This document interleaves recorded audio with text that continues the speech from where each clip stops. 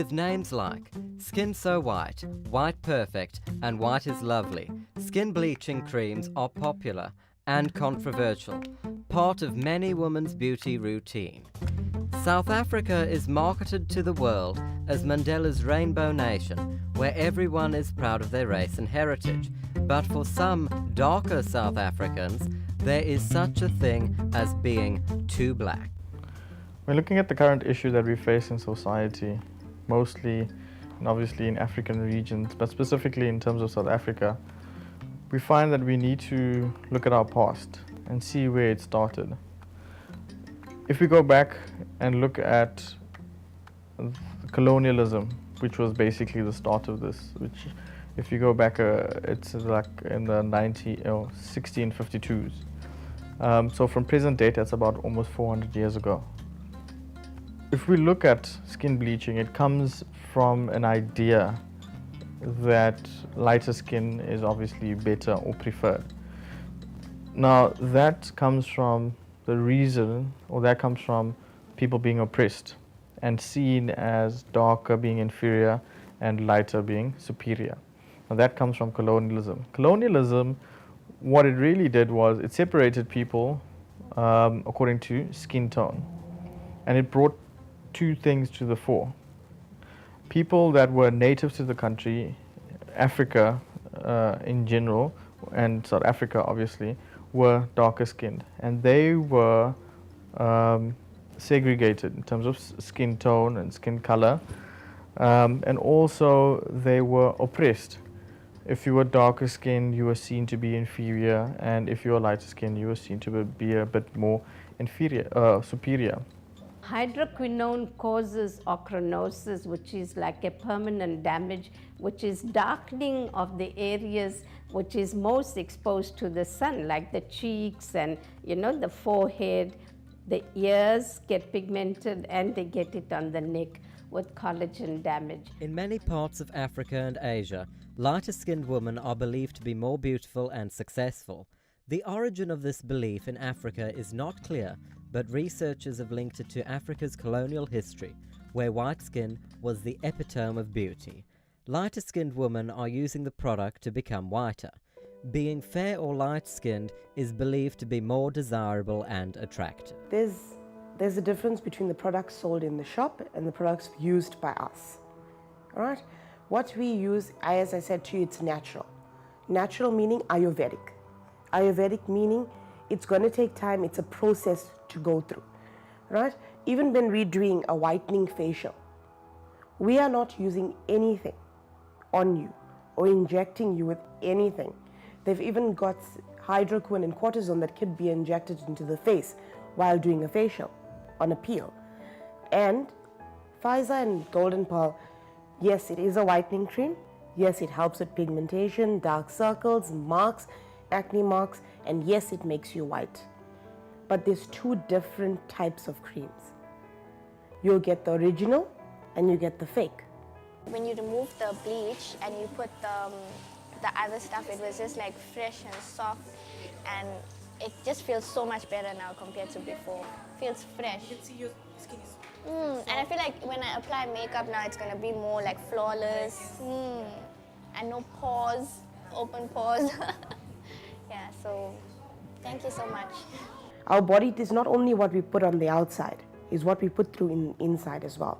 What we put in is what we get out. The Pfizer products also contain hydroquinone and steroids, and we see a lot of acne. And some of these spice shops also sell hydroquinone products that they import from India and from China, and they call it lightening cream. My name is Deborah. I'm from DRC. I'm stay South Africa. Where I want to say, I'm selling this product. Because why I'm selling this product? Because I want to people is coming here another beauty, more for beautiful. For this product, if you want to buy, no buy fake, because this one is the original. It's coming from my country. If you use nice. No use it for rubbish. It's changed my body, yeah. It's changed my body, everything. Not only face, all my body. Yeah. I'm use this powder. After 1 week, 2 weeks, I'm come white. I'm lucky to use it because I want to come more beautiful. Social media has caused a negative impact to the community and to the population at large, because they are portraying a wrong concept about skincare and everything to do with your general well-being and also your positivity about yourself and your self-concept. So in fact, that is why the social media should portray the truth and provide products and guidance that would help individuals. They must love themselves. I grew up in a mixed cultured home. I'm half Indian and my father's colored. I grew up amongst Indians and coloreds. Never was I truly accepted by either society, simply because I am mixed. The color of my skin confuses them. I kind of look Indian, kind of look colored, and it confuses them. So all the stereotypes that is associated with those races, I get both of them. And when it comes to bleaching your skin, I can't understand why people would want to change the color of the skin, simply because the African sun is not made for fair people. I suffer with things like patches and sunspots where they blowtorch it off your skin, and I'm more prone to get cancer on my skin. So it makes no sense, especially since God made people beautiful just the way they are. And beauty is not a reason to bleach your skin. You're beautiful anyways. You have two sides of the story, right? You found that men, for instance, the slave men, for instance, started fantasizing about these light-skinned people, or light-skinned women, which were, of course, now off limits.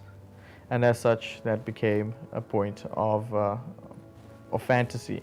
You know, seeing that this light-skinned, it's not something that is attainable for us Africans, and therefore it was this forbidden thing that is seen to be better. If you look at the older generations, if you look at some grandparents up till now, when you get married, I mean, personally, we have it in our family. When you get married, right, they think straight away what your kids are going to look like. Or if you bring someone home, straight away what your kids are going to look like. But that's also in our Indian movies. I guess that's a custom that's been brought down from India-Pakistan war times, where, you know, they could never see eye to eye. That's in our Indian movies. That's our custom. Our old people still believe in that. And now that has been thrown onto our younger generations. Instead of looking at money or status, they look at, oh, if you marry him, your kids are going to be fair. The society in which we live in, we have different categories, and obviously we have the yellow bone category, and as of recent, people are starting to embrace their complexion. So we have the blackberry category. Those are the two very vast complexions, still beautiful in their own right, but I happen to fall under the black bone category. The challenges that we face, probably stigma, we get categorized, people's perceptions, and the people, especially males, prefer lighter skinned girls in comparison to black girls, but in essence it really doesn't have to do with anything about your personality. It really does not define you, obviously the skin in which you live in, but it's all about your perception and ideologies and your mentality. As Africans and as a South African, we live in such a harsh climate, so naturally our skin pigments are going to be darker than the rest. So in my own perception, in my own ideologies and ideas, I'm perfectly happy within my skin tone. I love it, and I'm what you categorize as a blackberry, a dark-skinned complexion person who's satisfied within her skin and loves it for what it is.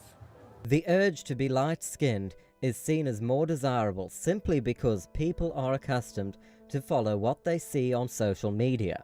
It is led to believe that being lighter makes a person look and feel more beautiful. If so, more desirable. Are we influenced by what the norm may be?